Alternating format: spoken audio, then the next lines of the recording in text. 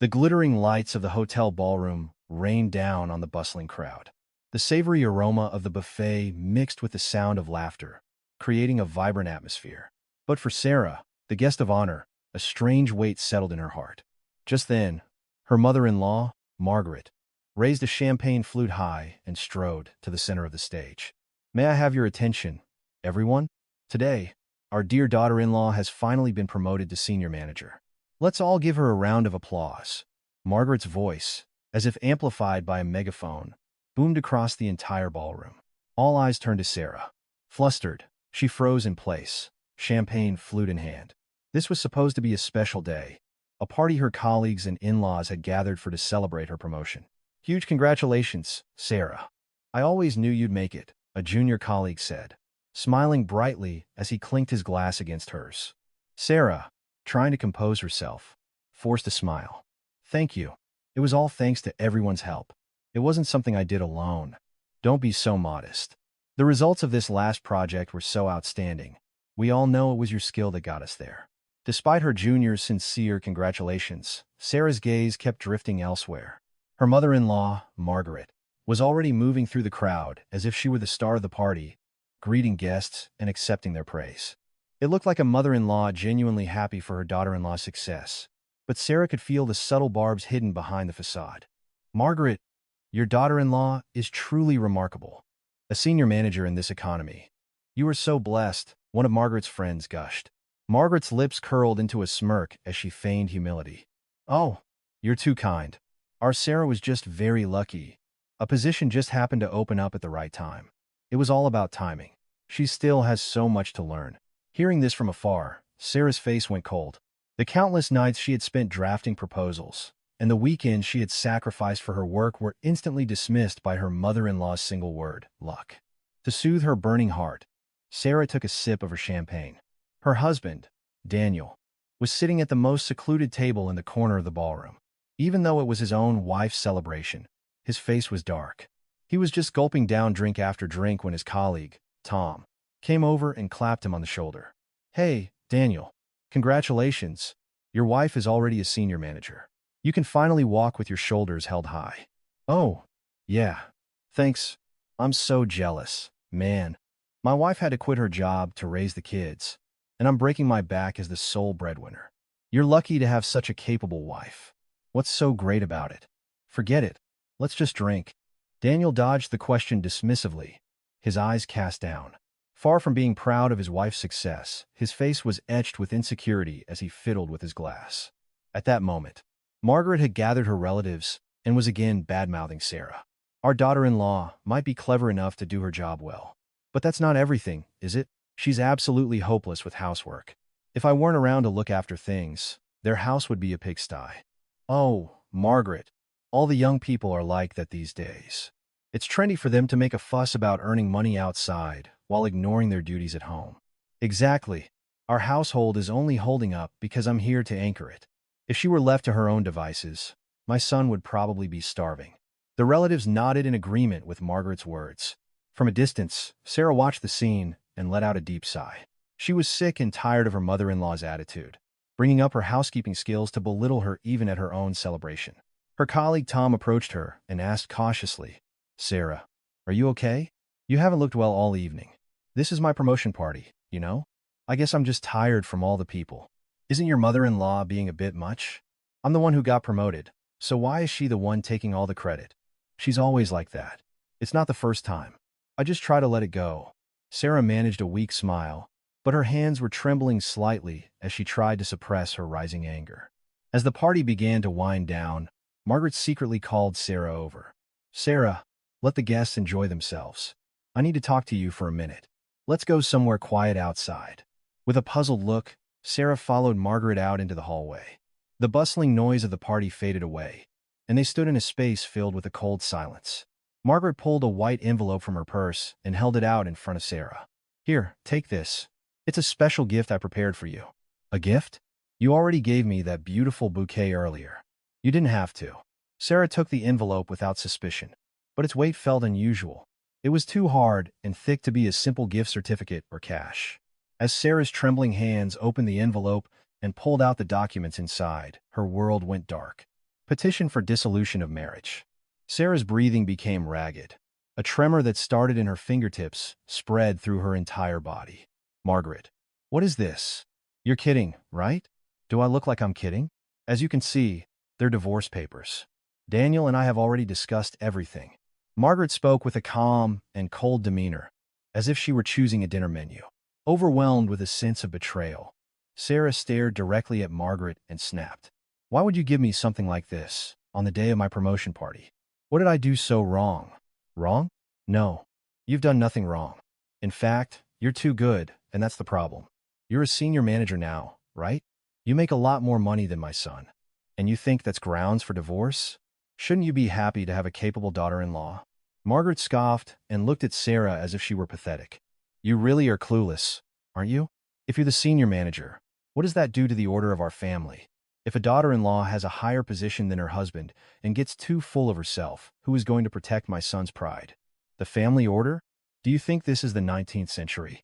Does it make sense for a family to collapse just because the wife earns a bit more money than her husband? Of course, it does. A man is supposed to be the pillar of the household, the sky above. But you're trying to climb on top of that pillar. That's an offense to the heavens. My Daniel is a gentle soul. He wouldn't dare stand up to you if you started acting high and mighty. You think I would just stand by and watch that happen? Sarah was so dumbfounded she couldn't even manage a bitter laugh. Margaret's voice grew more and more arrogant. Daniel is a manager, and you're a senior manager. This is a disgrace to our family. If you had any consideration for your husband's dignity, you should have declined the promotion yourself. And instead, you throw a party? You were never qualified to be part of our family in the first place. Sarah clutched the papers tightly in her hand and asked, Is this really just your idea? Did Daniel really agree to this ridiculous divorce? Of course. He has his pride, too. Do you think he'd want to live his life bowing down to his wife? My son may be many things, but he's a traditional man. He told me he couldn't live another day with a woman as assertive as you. Sarah felt a wave of dizziness and struggled to stay upright. Her promotion party had suddenly turned into a funeral announcing the end of her marriage. You are truly cruel. Did it have to be today? Did you have to stick a knife in my back at what should have been my happiest moment? What are you talking about? The timing is perfect, isn't it? If I drop this on you when you're at your peak, you'll be less shocked and sign the papers without a fuss. And now that you're a senior manager, you'll be making good money. You'll be fine on your own, won't you? Margaret patted Sarah's shoulder with a sickeningly sweet smile. Think about it. If you stay with us, Daniel will be compared to you every day and feel miserable. Is that what a wife should do? If you love him, you should let him go. It's a courtesy, don't you think? If he's not good enough, he should work harder to move up. Why are you trying to drag down someone who's succeeding? Some things can't be fixed with effort. You work for a tech giant, and my son is at a small firm. Do you really think you can ever close that gap? So, let's end this amicably while I'm still being nice. Sarah looked at the bottom of the document and saw Daniel's signature. His name was written neatly, and his thumbprint was stamped next to it. When did he sign this? A week ago. The very night you came home bragging about your promotion being confirmed. A week ago? So for the past week, you've been eating with me, sleeping with me, and even helped plan this party, all while acting like nothing was wrong? Yes. A final treat, you could say. A little bit of courtesy makes for a clean breakup, don't you think? Sarah's whole body trembled with rage. It wasn't sadness, but a deep sense of betrayal and disgust that filled her chest. Fine. I'll take these papers and review them. Review what? Just sign them now. Dragging this out will only make you more tired. Let's go to the courthouse first thing in the morning and file them. As if the papers weren't even worth arguing over. Sarah shoved them deep into her purse and walked back into the ballroom. The party was still in full swing, and the sounds of laughter now seemed like grotesque screams to Sarah. Her eyes met Daniel's, who was still drinking in the corner. Like a guilty man, he quickly turned his head and avoided her gaze. Sarah strode over and stood in front of him.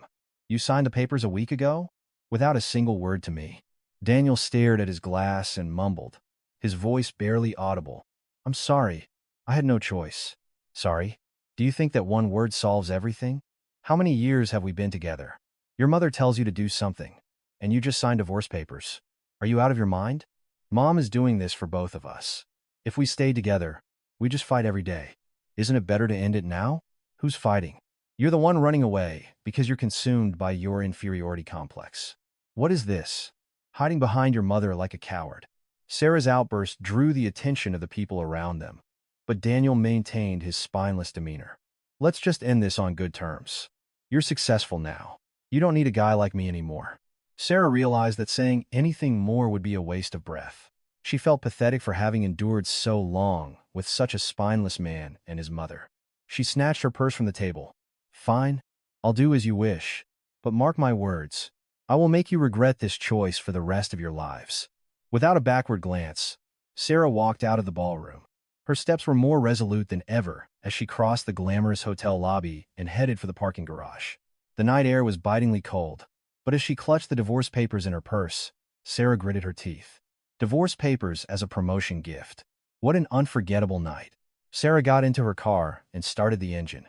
As she watched the hotel building recede in her rearview mirror, she erased the image of Margaret and Daniel standing side by side, smirking at her. "Fine, I'll reset the order just like you want it. I'll show you exactly who's on top and who's at the bottom." Sarah slammed her foot on the accelerator. The car began to race down the road, cutting through the darkness. Not a single tear fell. Instead, deep in her heart, a cold flame of revenge began to burn. From now on, it was time to calculate meticulously and repay them even more devastatingly. The next morning, Sarah didn't go to work. Right after a promotion, everyone would be busy calling to congratulate her. But Sarah had a much more important personal matter to attend to. She sat in her home office, took a sip of cold coffee, and turned on her laptop. The screen was filled with the financial files of her in-laws that she had meticulously organized over the past 5 years. All right, time to put emotions aside and focus on the numbers. Let's start by organizing everything one by one. Sarah completely detached her emotions, like a cold-hearted professional reviewing someone else's documents. The screen displayed everything from Margaret's bank account statements and Daniel's loan statuses to the details of personal guarantees that her in-laws had taken out using Sarah's name as a reference. The entire financial lifeline of her in-laws was, in fact, managed at her fingertips. Calmly, Sarah began clicking her mouse, backing up data and gathering the necessary evidence one piece at a time. The silence was broken by the loud ringing of her cell phone. The caller was, of course, her mother-in-law, Margaret.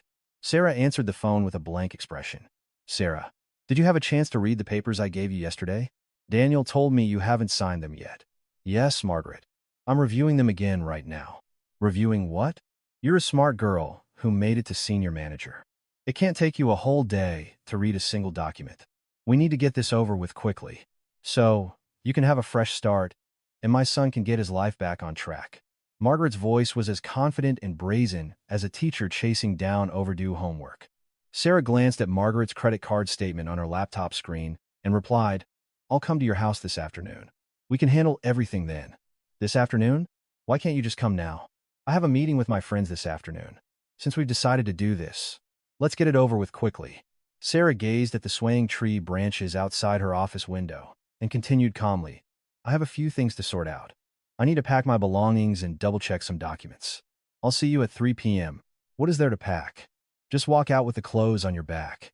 "Fine, fine. Then make sure you're here by 3. If you're late, you'll get nothing." Margaret spewed her demands and hung up the phone angrily. Sarah stared at the disconnected phone for a moment before focusing back on the screen, plotting a scenario to cut off every financial benefit her in-laws had been relying on her for. At exactly 3 p.m., Sarah arrived at her in-laws' house, dressed in a smart but cold-looking suit. She took a deep breath and rang the doorbell. The door opened instantly, as if they had been waiting, and an expectant Margaret stood there. "Oh, you're right on time. Come in, quick. Everyone's been waiting." When she entered the living room, her husband, Daniel, and her sister-in-law, Megan, were sitting side by side. Sarah, showing no emotion, took a seat on one side of the sofa. The atmosphere in the house was strangely calm for a family on the verge of divorce. In fact, there was a strange sense of energy on Margaret's and Daniel's faces. "Did you bring the papers? All you need to do is put your signature next to Daniel's, and we're done today," Margaret said, tapping the table impatiently. Sarah slowly took the divorce petition from her purse and placed it on the table. She then took her personal seal out of her pocket and placed it next to the document. "Here it is. I brought my seal, too." "Good. That's why I like you, Sarah. Your work is always thorough. I thought you would cling on and make a scene. but seeing you so cool about it is a relief. A smart person knows how to assess a situation quickly. Margaret nodded with satisfaction, a smirk playing on her lips. She seemed more intoxicated by her sense of victory than by the fact that her daughter-in-law was leaving her control. At that moment, her sister-in-law, Megan, who had been sitting quietly, spoke up cautiously. Sarah, is this really the right thing to do? I don't understand why this is happening so suddenly on the day of your promotion party. Wouldn't it be better to talk things over with Daniel a little more? Megan, you stay out of this. I told you this is not your business. This is a matter of our family's dignity and order. You'll understand when you get married one day. But when a wife tries to climb over her husband's head, it brings ruin to the family. Margaret shot a sharp glance at Megan, who flinched and sealed her lips. Sarah watched the scene with a blank expression. Daniel, the main party involved, couldn't even make eye contact with Sarah and was just staring blankly at the scenery outside the veranda. Daniel, do you really have nothing to say? You've been preparing this for a week. Don't you have any last words for me?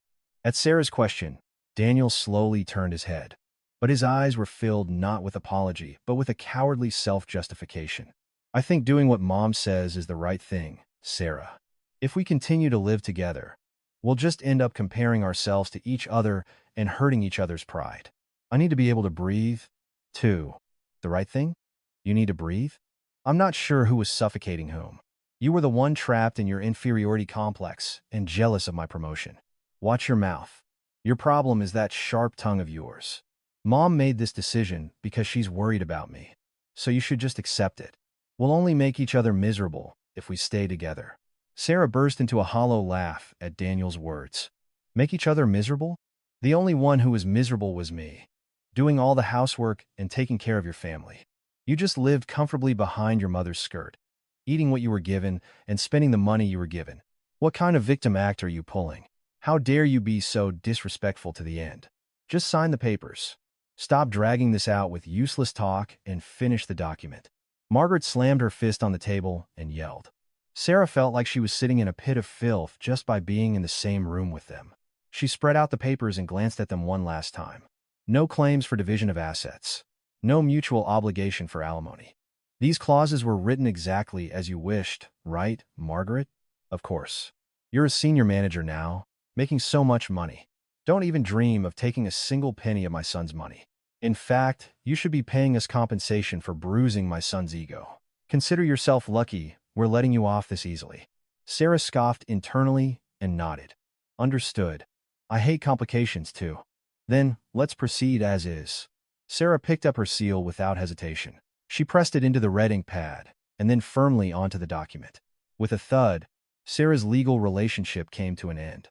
A cruel, triumphant smile spread across Margaret's face. Oh, that was easier than I thought. I expected you to be difficult, but I'm grateful you're being so cooperative. It shows you're educated. We can communicate.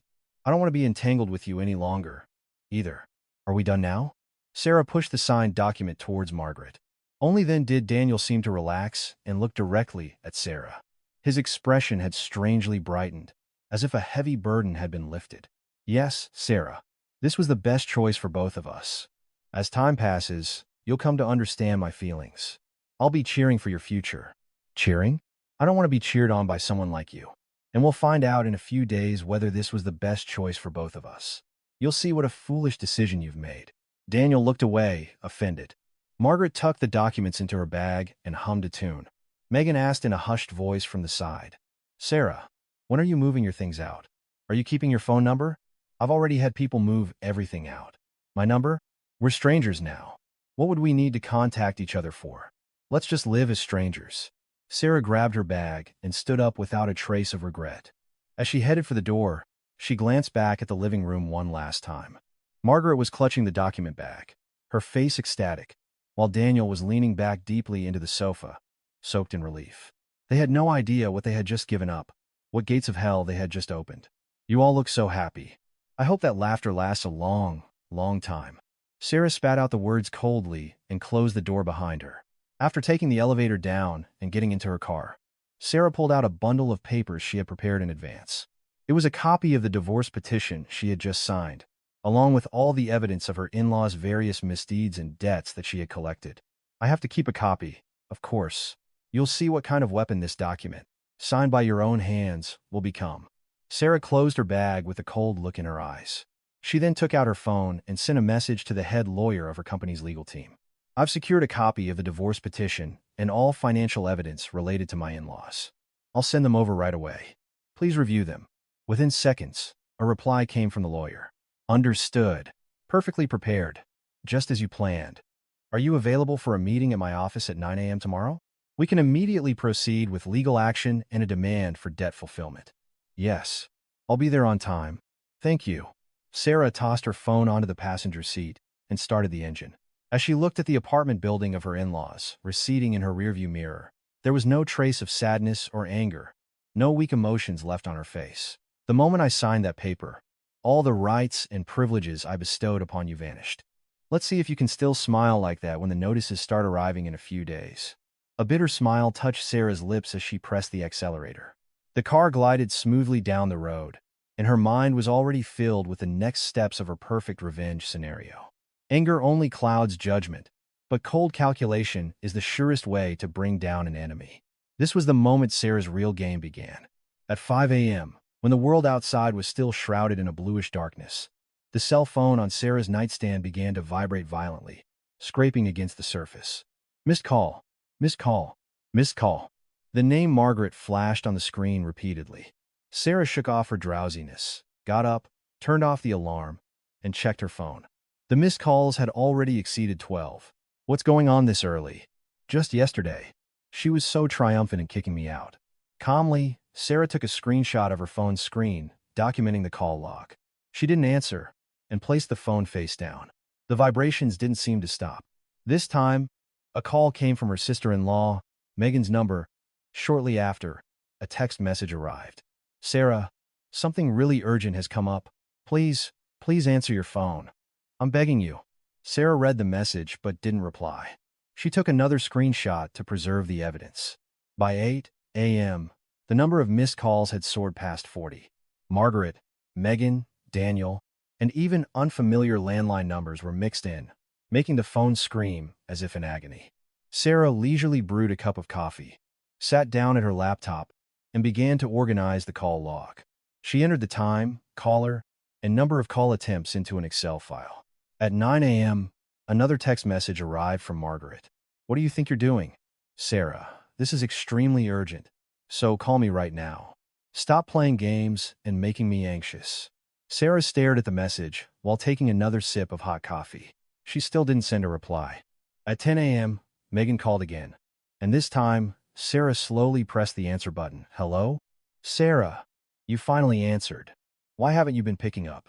We've been calling since dawn. Are you just ignoring us? Megan's voice was not just urgent, but sharp.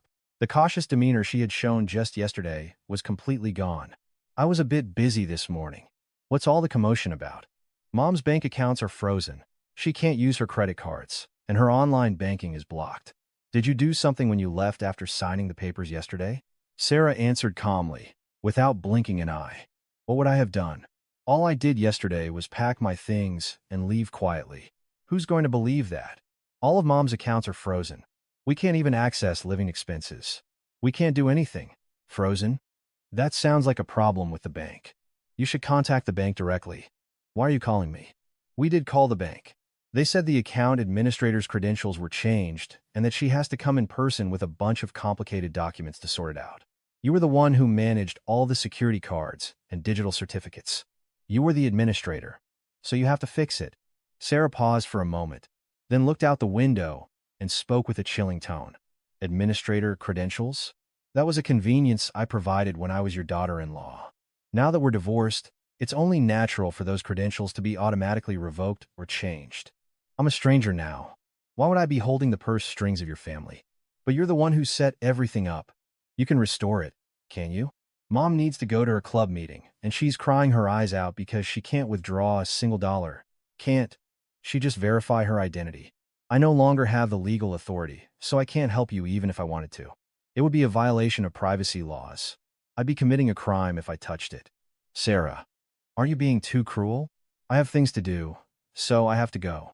Ask the bank teller for the details. Sarah hung up the phone without mercy. Megan called back immediately, but she didn't bother to answer. At 1 p.m., a call came from her ex-husband, Daniel. Sarah didn't answer, and soon a begging text message arrived. Sarah, I'm so sorry. Please, just unfreeze Mom's account. We need to at least be able to access living expenses. Please, just this once. Sarah read the cowardly apology, took a screenshot, and saved it. She didn't send a single word in reply. At 3 p.m., her mother-in-law, Margaret, called directly. Sarah took a deep breath and answered. Are you not going to unfreeze this account right now? Why aren't you answering my calls? Margaret's voice was sharp and filled with rage. The elegant, leisurely tone from yesterday had vanished without a trace. I was busy. What can I do for you? What can you do for me? I'm asking why you've made my accounts unusable. You did something out of spite yesterday, didn't you? Turn it back to normal before I call the police. Me? Margaret, I haven't done anything. I was busy packing my things and leaving. Lies. You were my asset manager. Everything was working fine until yesterday. So why is it all blocked this morning? Sarah tapped her desk with her finger and explained calmly.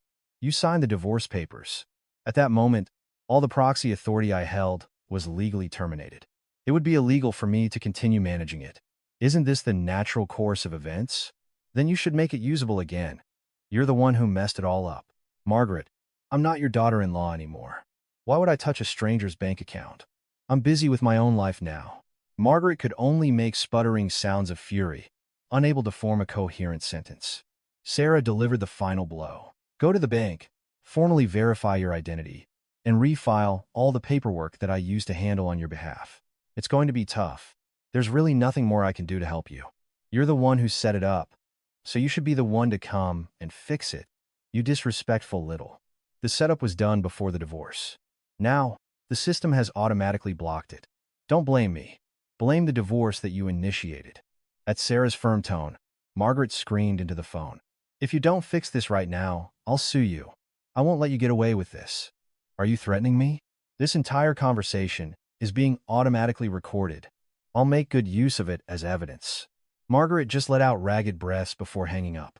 Sarah immediately ignored the incoming call that followed. By 5 p.m., the number of missed calls had surpassed 90. It was a mix of calls from Margaret, Megan, Daniel, and even the branch manager of her in-laws' regular bank.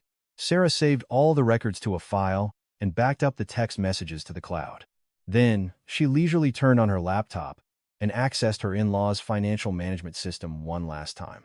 Access credentials completely revoked.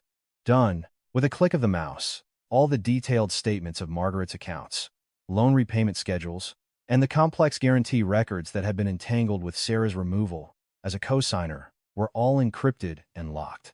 Now, even if Margaret went to the bank herself, it would be impossible for her to understand the flow of her own money without the management ledgers Sarah had created. Now, they can't see anything. They won't even know what they have. Sarah smiled faintly. Her in-laws were surely in a panic, experiencing an information vacuum for the first time in their lives.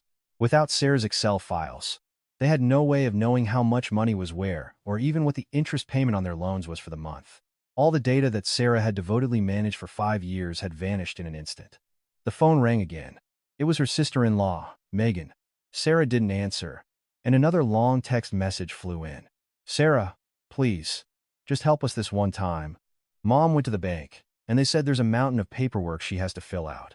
The bank staff even said they can't explain it without you here. This can't be resolved without you. Please. Sarah read the message and let out a cold sneer. And, as always, she took a screenshot and stored it. At 10 p.m., Sarah finalized the day's call log. A total of 92 calls. She sent all this data to her lawyer at the legal team. The record is there. Now we just proceed according to the law. Sarah set her phone to silent and lay down in bed. Her in-laws were probably trembling in fear in the dark, unable to solve anything. With their money supply cut off and their information gone, an even greater disaster awaited them tomorrow. In a few more days, they'll realize what the real problem is. But by then, even begging won't do any good. Sarah closed her eyes, her face peaceful. She could already sense the prelude to a revenge that would begin with a perfect sense of freedom. Sarah sat in her home office and began to open the financial files she had organized while taking care of all her in-laws' affairs for the past 5 years. The aroma of freshly brewed bitter coffee filled the room, but Sarah's eyes were fixed only on the numbers on the monitor screen. Let's see. Let's re-examine what was hidden beneath the surface of that outwardly respectable family. The first file she clicked on revealed a record from March 2019. It was a joint guarantee contract in her ex-husband Daniel's name. The initial amount was $80,000. Sarah scanned the notes she had made at the time. I remember this. Margaret nagged Daniel endlessly, saying it was for a friend's business fund and that he just needed to lend his name for a month. At the time, Margaret had pressured Sarah to handle the paperwork, guilting them by saying, "Can't family help each other out with something this small?" Sarah opened the second file. It was a renewed guarantee document for the same corporation from January 2020. The amount had ballooned to $120,000. Why did the amount increase so much? They said it was a renewal, but it was actually an additional loan guarantee. Frowning, Sarah scrutinized every corner of the contract. The signature line clearly showed Daniel's seal, and the line for the administrative handler listed Sarah's name. She remembered Margaret's words. "You're the smart one. Just make the numbers match." Sarah had simply entered the numbers as if she were balancing a household budget, but Margaret had cunningly positioned Sarah as the de facto administrator for the entire process. Opening the third file, the situation became even more dire. By June 2021, the guaranteed amount had surpassed $200,000, and it had continued to snowball through 2022 and 2023. With every quick click of Sarah's mouse, unbelievable numbers popped up. The final confirmed guaranteed amount was a staggering $480,000. My God, $480,000. Daniel's annual salary is barely $50,000. What on earth possessed him to take on something like this? With a trembling hand, Sarah put down her coffee cup and took a deep breath. It was obvious that Daniel had no precise idea how much debt was in his name. Everything had been carried out tacitly under Margaret's direction, passing through Sarah's hands. Sarah searched for the name of the guaranteed corporation, sung up trading, on a business portal. The moment the results appeared, she let out a bitter laugh. Out of business. It says here the company was officially closed last December. The screen clearly displayed the words closure due to financial difficulties. Sarah cross-referenced her files again. The company was already defunct, yet Margaret had made Daniel renew the guarantee contract again earlier this year. This was blatant fraud, a game of passing the buck. Sarah created a new Excel file and began to organize the in-laws' hidden debts in a clear, concise manner. An hour later, looking at the completed table, she was stunned. The $480,000 guarantee was just the beginning. There were 3 more loans taken out under Daniel's name, which Margaret had essentially stolen his identity to secure. A loan for living expenses amounted to $230,000. Where in the world did all that money go? Margaret had set it up so that the monthly interest payment of over $1,500 was secretly withdrawn from the joint account that Sarah, her daughter-in-law, had been managing.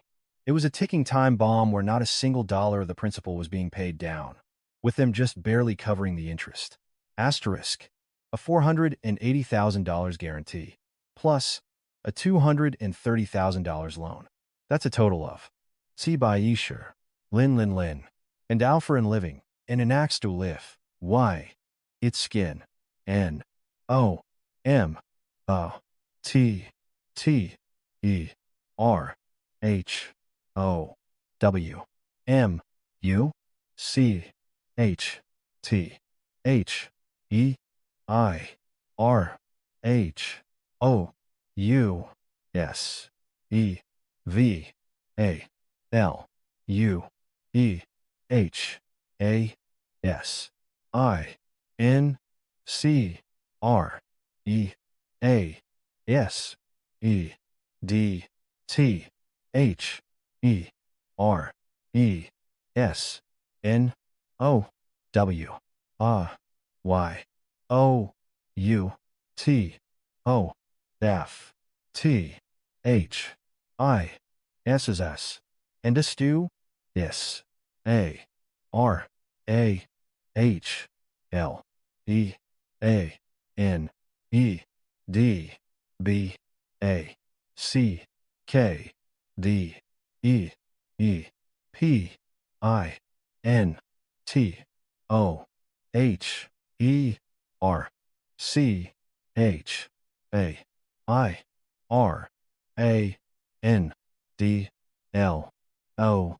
O. K. E D U P A T T H E C E I L I N G T H E M A R K E T V A L U E O F T H E A P A R T M E N T W H E R E D N I E L A N D M A R G A R E I T L I V E D W A S A T V E S T I N T H E M I D. By comments, 710,000. No matter how much their house value has increased, their want. Snow out of this. Sarah leaned back deep into her chair and looked up at the ceiling. The market value of the apartment where Daniel and Margaret lived was at best in the mid 600,000s, and even that already had a $200,000 mortgage lien on it. Even if they sold the house, they would only walk away with about $300,000, leaving them still with over $400,000 in debt. Bankruptcy, and a truly miserable one at that. Sarah meticulously re-examined the legal liabilities. The guarantor was Daniel, the loan holder was Daniel, and the person who actually used the funds was Margaret. Sarah was merely the administrative handler who had organized the documents as instructed. She had never signed anything agreeing to take on joint responsibility for the contracts. I can get out of this completely clean, legally speaking. In fact, getting divorced and severing ties was a stroke of luck. Sarah imagined the chaos her in-laws must be going through. She could picture how panicked Margaret and Daniel would be, looking at the dozens of documents that had arrived from the bank. Just then, her phone vibrated. It was her sister-in-law, Megan. Sarah, Mom can't make sense of the papers she brought from the bank. She's freaking out, saying there's too much jargon and the numbers look wrong. Can you please come and explain it to her? Sarah replied with a cold smile. I am now a stranger to your family. If there's something you don't understand, consult with a bank employee. I can no longer spare a single minute of my time for your family. As soon as she sent the reply, another message came from Megan. How can you be so heartless? You've been handling all of this for years. You should at least come and wrap things up properly. Wrap things up? Did I incur the debt? The owner of all those documents is Daniel. Go ask that foolish man who doesn't even know how much debt is in his own name. I have done my part and left. Megan couldn't send another reply. Sarah flipped her phone over and stared back at the laptop screen. This time, she organized a list of the creditors. The creditors seeking to recover the guaranteed debt would soon start pressuring Daniel, and she prepared a response document, pre-approved by her legal team, to prevent any of the fallout from splashing onto her. Status as administrative handler only, with zero legal liability. Relationship terminated upon completion of divorce. All authority and responsibility belong to the named individual, Daniel. Sarah backed up all this data onto 2 separate USB drives and also saved it to her personal cloud in triplicate.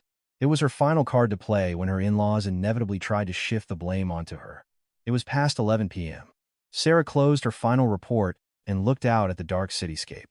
To think they pushed a divorce on me out of jealousy for my promotion, all while sitting on a $700,000 time bomb.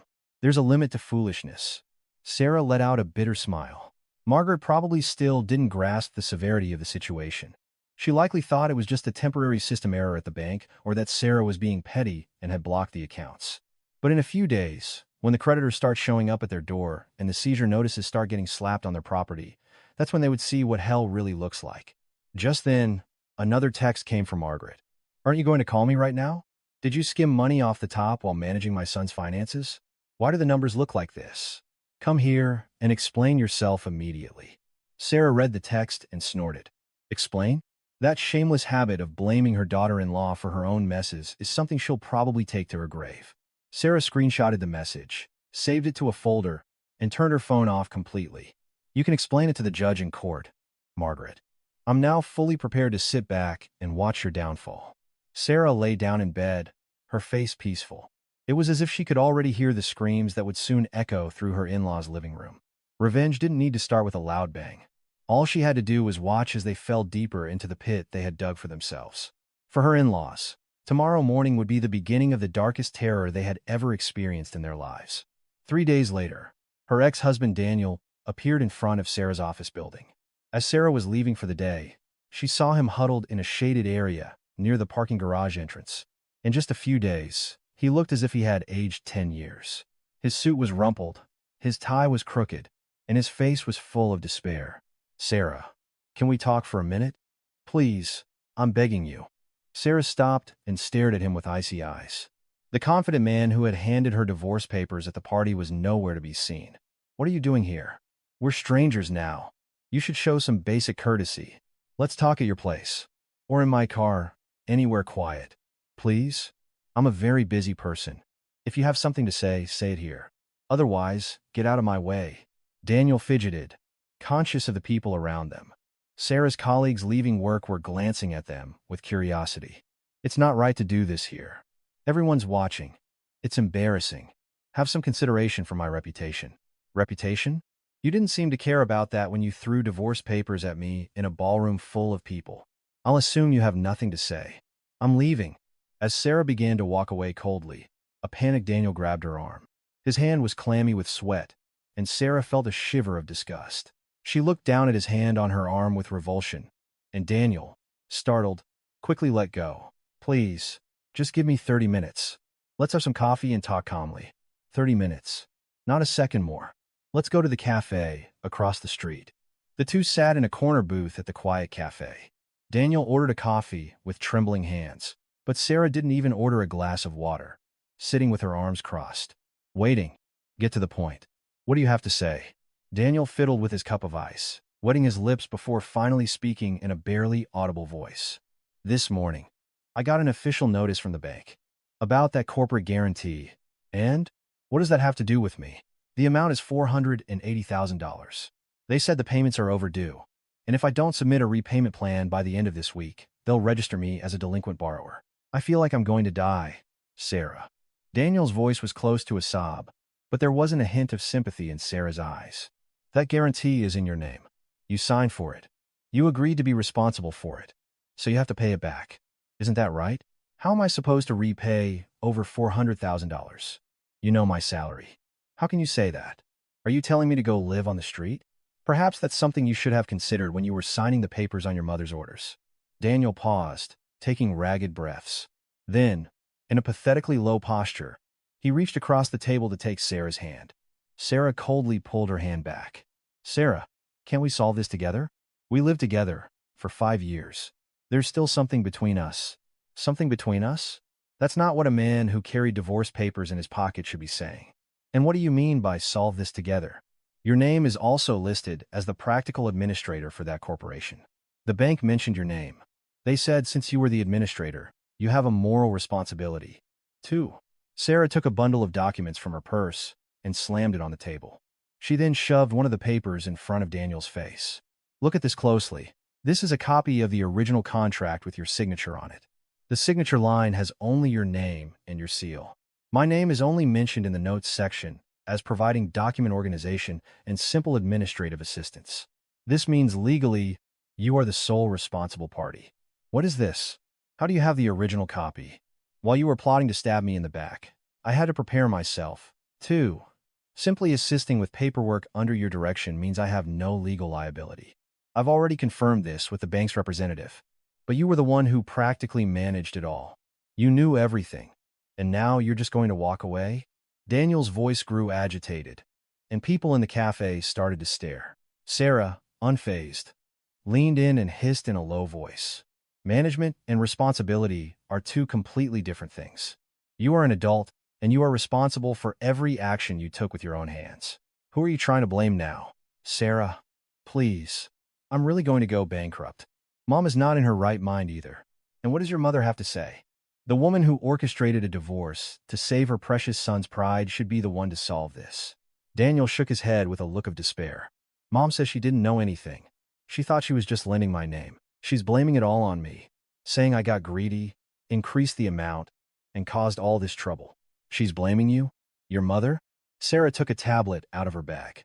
On the screen were perfectly captured screenshots of the messenger conversations between Daniel and his mother, Margaret, from the past few years, organized by date. Why don't you take a look at this? As if hypnotized, Daniel took the tablet and turned to the first page.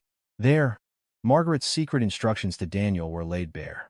Daniel, renew the guarantee in your name again. My friend's business is about to hit it big. Get a generous amount this time. Mom, this is $100,000 more than last time. Are you sure this is okay? Don't worry. I'll take care of everything. You just do as you're told. Daniel's eyes trembled violently.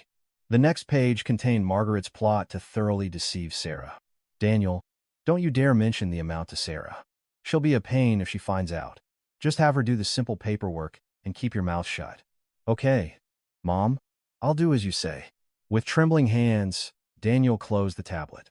His face was completely drained of color. How do you have all of this? I thought I deleted it all. It was all still on the cloud server linked to your account. You two are so careless. Your mother is betraying you, claiming she knew nothing. But the evidence clearly shows she was the mastermind. Can't you just get rid of this? Sarah, please. Our whole family will be ruined. Isn't ruin the natural consequence? You renewed a guarantee for a defunct corporation to embezzle money. If that's not a crime, what is? And you were a faithful accomplice in that crime. Sarah grabbed her bag and stood up without a second thought. Daniel tried to follow, but his legs gave out, and he collapsed back into the chair. I have now taken all the necessary measures. The only thing left is for you and your mother to fight it out in court over who is more at fault. I'll be looking forward to it. Sarah, don't go. Leaving Daniel's desperate cries behind, Sarah walked out of the cafe. The next day, as soon as she got to work, she met with the head lawyer of the company's legal team and had all the documents reviewed. The lawyer, after carefully examining the papers, said with a confident voice, Miss Sarah, you have nothing to worry about. You are not a party to the contract, and you are only listed as providing simple administrative support. The possibility of any risk being transferred to you is zero. In fact, these message logs will be crucial evidence proving the other party's fraudulent intent. That's a relief. I just want to focus on my work. If they contact you to threaten or harass you in any way, let me know immediately. Our team will file a criminal complaint for obstruction of business and defamation right away. Sarah left the legal department with a light heart. In the hallway on her way back to her office, her phone vibrated. It was a long text message from Daniel, but Sarah didn't even read it before adding his number to her block list. It's really over now. Sarah sat at her desk and confidently opened her work laptop. No longer did she have to calculate someone else's debt or bend over backwards to please her mother-in-law. The sky outside the window was so blue it hurt her eyes, and a firm, peaceful smile graced Sarah's lips. A week later, a sharp ring of the doorbell broke the silence at Margaret's house on a peaceful morning. The intercom screen showed two unfamiliar men in black suits, standing with grim expressions. Mr. Daniel here? We know you're in there. Please open the door. Who are you? Ringing someone's doorbell, so rudely in the morning. Margaret asked with an annoyed tone, but the man on the screen coldly held his business card up to the camera lens. We're from the creditor collections team for Sung Up Trading. We're here regarding the repayment of the guaranteed debt. We need to speak with him in person, so please cooperate. The moment she heard the name, Margaret's heart sank. With a trembling voice, she tried to hold them off without opening the door. My son isn't here right now. I don't know what this is about, so please come back later. We've been instructed to initiate legal proceedings immediately if we don't confirm the intent to repay by the end of today. If you continue to refuse, we will proceed with a public summons and then exercise our lien rights. Open the door. Intimidated by the pressure, Margaret finally opened the front door with a trembling hand. The men who stormed into the living room glanced around, then sat on the sofa and took out a stack of documents. We haven't been able to reach Mr. Daniel, and he wasn't at his office. You must be his mother. The repayment deadline for the $480,000 guarantee has already passed. Since the guarantee corporation is now defunct, your son, as the joint guarantor, is now responsible for the full amount. What? Do you think $480,000 is child's play? If the company went bankrupt, the owner should be responsible. Why are you coming after my son? We have the joint guarantee contract right here, signed by Mr. Daniel with his own hand and seal. Legally, your son bears the same responsibility as the primary debtor. Weren't you aware? Margaret snatched the document and scanned its contents. Daniel's thumbprint and signature were clearly visible. She grabbed the back of her neck and collapsed onto the sofa. What? How did this happen? My son said there was nothing like this. He's been renewing it every year since 2019. Weren't you aware of all this when you were paying the interest on the loans in your son's name?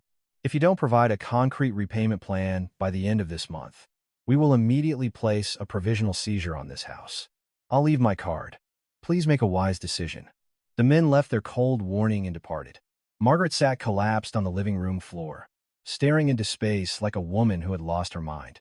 That evening, there was a family gathering for an elderly relative's birthday. To hide her family's shame, Margaret dressed up more lavishly than usual and went to the event, but her complexion was ashen. Margaret, you look so worn out today. Is something wrong? A cousin asked with concern. Margaret waved her hand and forced a smile. No, I've just been a bit stressed over my son's promotion lately. I'm just tired. It's nothing. Oh, by the way, I heard a rumor that you divorced your daughter-in-law. Is it true? Why did you let go of that smart, successful manager? Instantly, the attention of all the relatives focused on Margaret.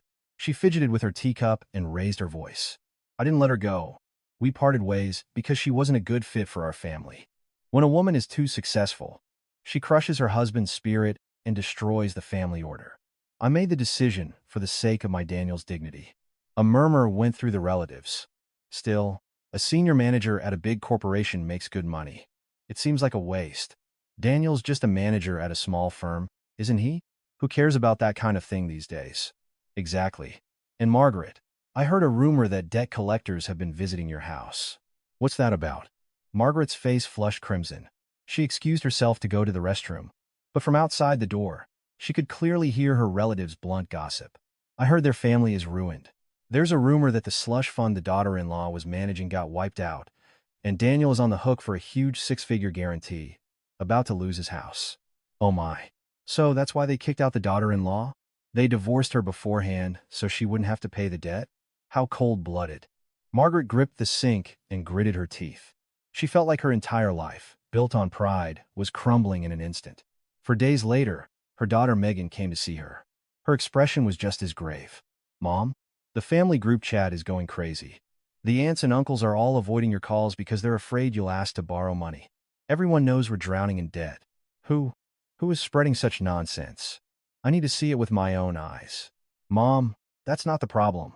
Is it true about the $480,000 debt? Daniel is just drinking and won't answer his phone. You have to tell me the truth. Margaret slumped onto the sofa and answered irritably. That's in your brother's name, not mine. I just helped out a little. If it's in his name, you're responsible too, Mom. This house is in both your names, isn't it? Don't we have to sell it to pay off the debt? Margaret's eyes widened as she glared at Megan. Are you ganging up on me too? After all I did for you when you got married, now you're acting like it's none of your business. Mom, I'm just being realistic. When Sarah was here, we never had any of these problems. She was the one protecting us and managing everything. Is it normal for everything to blow up the moment she leaves? Shut up. It's all because of that sly fox Sarah. She's the one who stole our financial data and cut off all information to deliberately put us in this difficult position. It's definitely a rumor. She started out of spite. Megan shook her head and picked up her bag to leave. Mom, you still don't get it. Why are you blaming Sarah for something your son legally signed for? I'm getting out of this now. You and Daniel made this mess, so you can clean it up. Megan, where are you going? You have to help your mother. Megan walked out the front door without a backward glance. Margaret screamed like a madwoman in the empty living room. A week later, Margaret gathered her relatives again and hysterically blamed her former daughter-in-law. It's all a conspiracy by my daughter-in-law. As soon as we divorced, she embezzled our family's emergency funds and falsified the books to create this debt. I'm going to sue her for everything. But all she received were cold scoffs. Margaret, stop lying. I heard Daniel co-signed that guarantee years ago. The daughter-in-law just suffered trying to clean up his mess, didn't she? That's right. Everyone knows you already took out a $200,000 loan against the house. You kicked out your daughter-in-law to save face, and look at you now. I hear you can't even pay off the debt after selling the house. Where are you going to live? Margaret stumbled out of the gathering. As she stepped onto the street, the cold night wind slapped her cheeks. She tried calling Sarah dozens of times, but all she got was the mechanical voice saying the number was unavailable. Sarah, I'm sorry. Please, just answer the phone. Margaret mumbled in the middle of the street, but the ship had already sailed. That night, when she returned home, Daniel was passed out on the living room sofa, surrounded by empty liquor bottles. Daniel, wake up. What are we going to do? They said they're going to seize the house. Daniel looked at Margaret with unfocused eyes and laughed hollowly. Mom, we're ruined. Without that Excel file Sarah used to manage, I don't know anything. I don't know where the interest payments are going or when the loans are due. We were just fools. Don't blame Sarah. We were the stupid ones who kicked out our golden goose. Margaret grabbed Daniel by the collar and wailed, but he just stared blankly at the ceiling. The ugly truth of the family, hidden behind a glamorous promotion party, was being exposed to the world. The castle of sand they had built with a fake order of dignity was collapsing in the most miserable way. A week later, Sarah was in the company's main conference room, presenting the quarterly earnings and strategy report to the entire executive board. The large screen displayed the overwhelming profit structure of her new project and its risk management metrics. This quarter's target achievement rate is 130%. In particular, the risk management system we developed in-house has far exceeded expectations, dramatically reducing our financial costs. When Sarah's presentation concluded, the notoriously difficult-to-please executive director nodded in satisfaction and began to applaud. Director Sarah, truly remarkable. Thanks to the success of this project, our company's external credit rating has gone up a level. To achieve such results in this challenging climate, your reputation both inside and outside the company is excellent. Thank you, sir. It was thanks to the team members who followed my lead in isolating and proactively responding to the core risks. There will be an official announcement at next month's board meeting, so be prepared. All executives will be present to share in Director Sarah's achievements. Sarah bowed, her demeanor polite yet confident. When she returned to her office, there was an unmarked package on her desk. She cautiously opened the box, and inside was a registered mail envelope clearly marked with a court seal. Notice of provisional seizure of property. Sarah unfolded the document and slowly read through it. It was an official notice that the creditor's application for a provisional seizure on the house where Daniel and Margaret lived had been formally granted. It's already come to this. The process is moving faster than I thought. With a steady hand, Sarah took a photo of the document and uploaded it to her personal cloud. She placed the original in a secret compartment deep inside her desk drawer, just in case. Just then, her phone vibrated. It was an unfamiliar, unsaved number, but Sarah just watched it ring without answering. A text message arrived shortly after. Miss Sarah Yoon, this is a representative from the Sung Up Trading Creditor Group. I am contacting you regarding the guaranteed debt of Mr. Daniel. We have confirmed evidence that you served as the practical administrator for a long period. Would you be available for a brief call? The moment she read the text, Sarah forwarded it to the head lawyer of her company's legal team without a second's hesitation. She didn't send a single word in reply. 30 minutes later, a confirmation call came from the legal team. Director Yoon. We've confirmed the contact from the creditor's side. I have already sent a response, so please don't worry. Thank you for your hard work. What was your response? I have made it clear that you were merely an administrative assistant who helped with paperwork and that, due to the divorce, you currently have no legal or financial relationship with the guarantor. I have also warned them that any further contact will be met with a strong response for obstruction of business, so they won't be able to bother you anymore. Thank you. If they try to contact me through another channel, I will share it immediately. After hanging up, Sarah opened a work file again. The news that her ex-husband's house was being seized and her in-laws were falling apart didn't cause her heart rate to fluctuate in the slightest. Towards evening, her colleague Tom came to her desk with 2 cups of coffee. Sarah, are you really okay these days? I saw some strange-looking people in the lobby looking for you. Yeah, I'm fine. It's just some unresolved noise. The legal team has handled it all. You're really something else. A divorce, in-laws, debt collectors. How can you be so calm through all this? A normal person would be a crying mess. Sarah took a sip of the coffee. Tom handed her and answered calmly. Crying doesn't reduce the debt, nor does it protect my career. It's far more productive to review one more piece of data in that time.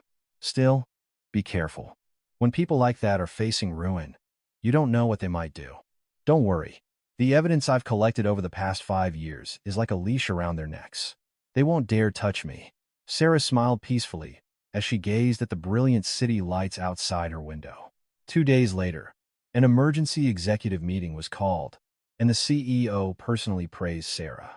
Director Yoon, thanks to your project, our company's financial stability has reached its highest level. The evaluation from the banking sector has completely turned around. That system for isolating non-performing assets was particularly brilliant. You're too kind, sir. The key was to anticipate and quarantine the risks in advance. I heard you were going through some personal difficulties, yet your separation of personal and professional life is so thorough. You are truly trustworthy. If there's any support you need, just say the word. Having earned the CEO's trust, Sarah solidified her position as a core talent of the company. That evening, back at home, Sarah opened the financial file related to her in-laws for the last time. There's no room or need for me to intervene anymore. She did a final backup of the file to an external hard drive, and then permanently deleted all remaining data from her cloud and laptop. The necessary information had already flowed to the creditors through legal channels, and her in-laws were flailing in the pit they had dug for themselves. Just then, a notification popped up on her phone. It was an alert that she had been forcibly removed from the group chat where her in-laws' relatives had gathered. Sarah looked at the screen and laughed out loud. Now we're completely strangers. What a relief. The next morning at work, the executive director called Sarah in separately. Director Yoon, congratulations. Starting next month, I want you to head the newly established Future Strategy and Risk Division as general manager. We'll be drafting a new salary contract, so stop by HR. General manager, sir? Won't I be the youngest? What does age matter? Your skills have been proven. This is the fastest promotion in our company's history. As Sarah left the executive's office, she saw her reflection in the glass walls of the hallway. The woman who had been tormented by her mother-in-law and handed divorce papers just a month ago was gone. Quite a flashy promotion gift. Should I say, thanks to my mother-in-law. That evening, celebrating with Tom, Sarah drank a beer with gusto. General manager? Sarah Yoon, you're a scary woman. You managed to take care of yourself in the midst of all that chaos. I didn't do anything. I just took my hands off the mess they made. I got out from under a collapsing wall before it crushed me. Yeah, and that's the scariest part, letting them self-destruct. At Tom's words, Sarah just quietly clinked her glass against his. A week later, the final report came from the legal team. The creditors had agreed to no longer contact Sarah, and all arrows were now pointed at the named guarantor, Daniel, and his de facto accomplice, Margaret. Sarah checked her blocked numbers and saw dozens of missed calls. There were a few voicemails with Margaret's screaming voice, but Sarah deleted them all without listening. What do they expect now? So pathetic. Sarah put her phone in her pocket and walked towards her newly appointed general manager's office. Her in-laws would soon be out on the street, but Sarah was just beginning the most brilliant chapter of her life. 2 months later, Margaret was sitting anxiously on the worn-out sofa of a dingy real estate office. The realtor looked at her with pity as he placed a document in front of her. Ma'am, the market for this type of apartment isn't what it used to be. On top of that, with a provisional seizure on it, all the potential buyers get nervous and walk away. If we don't lower the price further, we won't even get any viewings. We have to sell it. I need the deal closed by the end of this month. Please, hurry. If we list it as a fire sale, you might be able to get around $500,000. Are you willing to go with that price?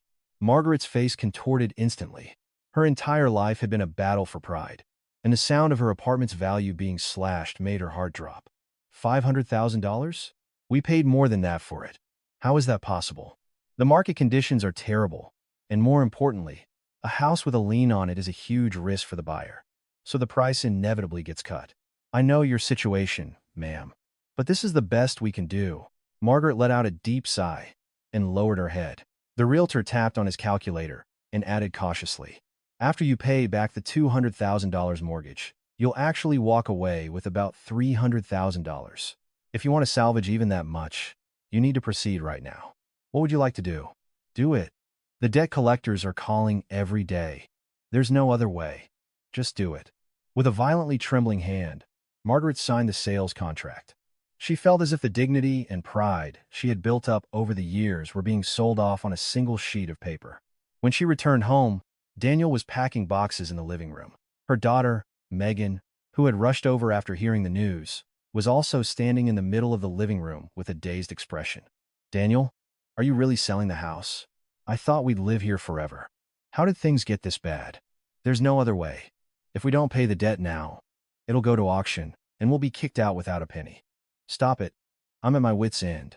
So, where are we going to live now? Have you found a place? Instead of answering, Daniel sealed a heavy box with tape.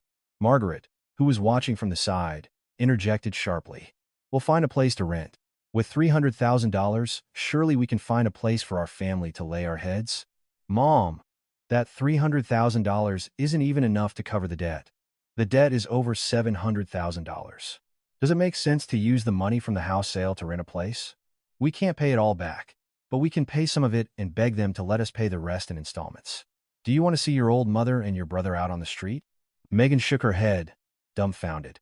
Mom, if we do that, won't we just be paying interest for the rest of our lives? Please, be realistic. Then what do you want me to do? Do you want me to die? We have no cash. What are we supposed to do? As Margaret screamed, Megan finally fell silent. Daniel, who had been packing, laughed hollowly and said, Mom, just admit it. Sarah wasn't the problem. We were. This happened because of our greed. Why are you taking her side? It's all because of that venomous shrew Sarah. She's the one who cut off our financial information and suffocated us until we ended up like this. Sarah didn't do anything. She just took her hands off the job of cleaning up after us. When the person managing everything disappeared, our true colors were revealed. Margaret glared at Daniel as if she could devour him. Facing the truth was more painful than anything else. Took her hands off. She knew our family's situation. Is it normal for her to freeze our accounts the moment we divorced? That's her right, since we're divorced. You were the one who handed her the divorce papers at her promotion party. Don't you remember? Margaret was speechless, her lips trembling. Daniel's resentful tirade continued. I co-signed the guarantee because you told me to. I took out a loan to fund your friend's business because you told me to. The only thing Sarah is guilty of is staying up all night trying to organize that disastrous paperwork. Still, as a daughter-in-law, she should have taken responsibility to the end. Legally, we are strangers. It's my debt and my responsibility. Why should Sarah take responsibility for it? We're being so shameless. Margaret finally collapsed onto the sofa and buried her face in her hands. Megan, sensing the mood, tentatively asked, Mom, have you tried apologizing to Sarah? Have you even tried to contact her? Her number is blocked. I can't even get through. I went to her old place, but she had already moved. What about going to her company and begging? Sarah has a soft heart. If you just ask her to help one more time. Daniel shook his head and cut her off firmly. Absolutely not. Don't you dare go anywhere near a company. The moment you show up, you'll be sued for obstruction of business. Why are you so scared? We were family once. Sarah is in a different league from us now. She got promoted again and is a general manager. If people like us go and cause a scene, do you think their legal team will just stand by?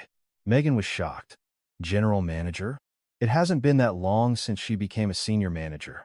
Her performance was so good that the company promoted her as the youngest ever. I heard from a friend that her salary is beyond imagination. Margaret sneered, her voice dripping with jealousy and spite. See? As soon as our family is ruined, she's celebrating and soaring. She deliberately abandoned us. Mom, please. Sarah got there on her own merit. She was going her own way, regardless of our downfall. Margaret finally turned her head away. She had to continue hating Sarah to endure her own pathetic state. A week later, the house was sold, and the payment was settled. Margaret and Daniel left their glamorous apartment and moved their belongings to a small rental in a rundown villa complex. Megan, who stopped by on moving day, was horrified as she looked around the cramped, moldy-smelling place. Mom, how can you live here? The rooms are so small, and there's barely a living room.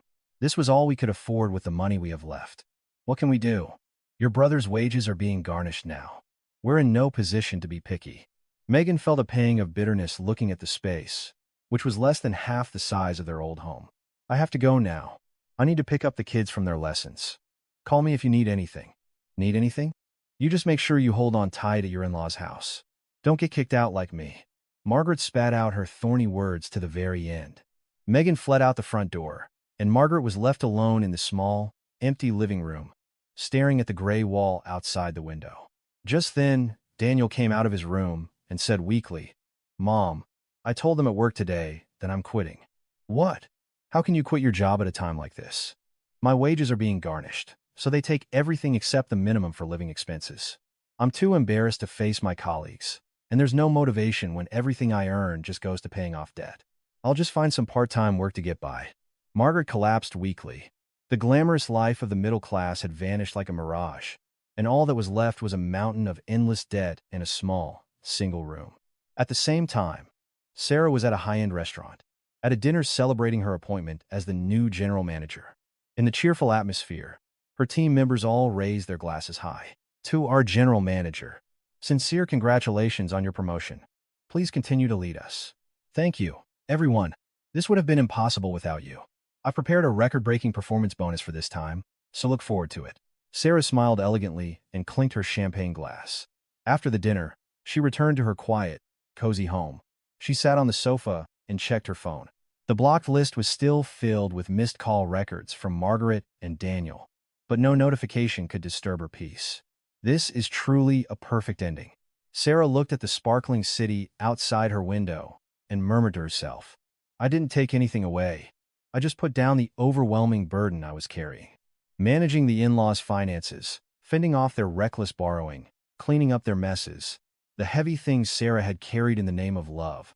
And when she let them go, her in-laws, who had no strength to stand on their own, collapsed under their own weight. It's the karma they built for themselves. Who can they blame? Sarah sipped her warm tea and savored her peace of mind. Margaret would resent Sarah until the day she died. But in truth, what brought down her in-laws was not Sarah's revenge, but their own greed and incompetence. The next morning, Sarah stood in front of the mirror in a crisp, smart suit. "From today, this is the true prime of my life." She left her home with light steps and was greeted by the enthusiastic welcome of her team members as soon as she arrived at the company. Sarah sat at the desk of her spacious office and opened a new project proposal. "All right, shall we begin again?" Sarah smiled brightly and immersed herself in her work. It was the most elegant and perfect ending, achieved not by taking anything away, but simply by letting go. Sarah Yoon's new life was just beginning to shine brilliantly. As I wrote this story, the values I considered most important were the power of silence and the weight of choice. We often think of revenge as a provocative attack, returning the same pain to the other person. However, true revenge, like Sarah's, can sometimes be sufficiently achieved by simply letting go of the burden of the other person that you were holding in your hands. The 5 years Sarah spent taking care of her in-laws' affairs were not just a sacrifice. She was acting as the core pillar supporting that family. The ignorant in-laws did not know the value of that pillar and treated it carelessly. But as soon as Sarah reclaimed her own life and removed that pillar, their world collapsed, unable to bear its own weight. Ultimately, the lesson of this story is clear. People who take the goodwill and dedication of others for granted and treat them carelessly will only realize how powerless they are when that goodwill disappears. Sarah's success is not just a testament to her personal ability. It shows how brilliantly one's life can shine when one breaks free from a toxic relationship and focuses on oneself. I hope that your goodwill is also only spent where it is valued. I hope you found a sense of cathartic satisfaction through the miserable end of the in-laws and Sarah's confident solo journey. If you're curious about the rest of this story or another satisfying tale of revenge, please let me know.